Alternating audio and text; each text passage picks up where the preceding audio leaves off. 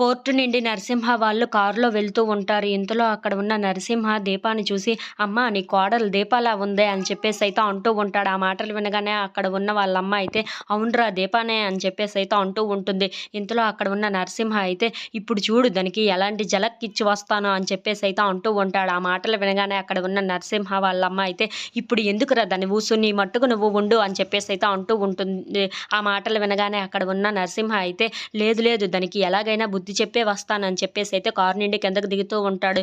ఇంతలో అక్కడ ఉన్న దీప కాలుకు ఉన్న చెప్పు అయితే తెగిపోతూ ఉంటుంది. అది చూసిన దీప అయితే, "ఏంటి అయ్యో ఇప్పుడు కాలు చెప్పు తెగిపోయినట్టు ఉందే" అని చెప్పేసైతే అనుకుంటూ ఉంటుంది.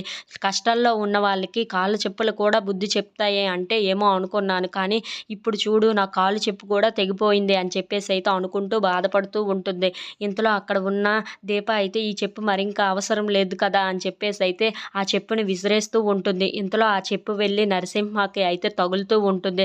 అది చూసిన నరసింహ అయితే ఒక్కసారిగా షాక్ అయిపోతూ ఉంటాడు. ఇంతలో వాళ్ళ అమ్మ, వాళ్ళ ఆవిడ కూడా ఏంటి ఇలా జరిగింది అని చెప్పేసైతే అనుకుంటూ ఉంటుంది. ఇంతలో అక్కడ ఉన్న నరసింహ అయితే, "ఏంటే నన్నే కాలు చెప్పుతో కొడతావా" అని చెప్పేసైతే అంటూ ఉంటాడు. ఆ మాటలు వినగానే అక్కడ ఉన్న దీప అయితే, "సరైన వాళ్ళకే వెళ్లి తగిలింది" అని చెప్పేసైతే అనుకుంటూ ఉంటుంది. అలా అక్కడ ఉన్న నరసింహనైతే చాలా కోపంగా చూస్తూ ఉంటుంది. ఇంతలో అక్కడ ఉన్న నరసింహ వాళ్ళ ఆవిడ అయితే, చూసారా అత్తయ్య మా ఆయన్ని చెప్పుతో కొట్టింది. దానికి ఎలా బుద్ధి చెప్పాలి" అని చెప్పేసైతే అంటూ ఉంటుంది. ఆ మాటలు వినగానే అక్కడ ఉన్న నరసింహ వాళ్ళ అమ్మ మాత్రం, "మీ ఇద్దరికీ బుద్ధి రాదా? నేను వద్దు అని చెప్పాను కదా! దాని ఊసు వెళ్ళొద్దు అని చెప్పాను. కోర్ట్‌లో ఏదో ఒకటి తేల్చుకుందాం పదండి" అని చెప్పేసైతే వాళ్ళని తీసుకొని వెళ్ళిపోతూ ఉంటుంది. If you like this video please subscribe.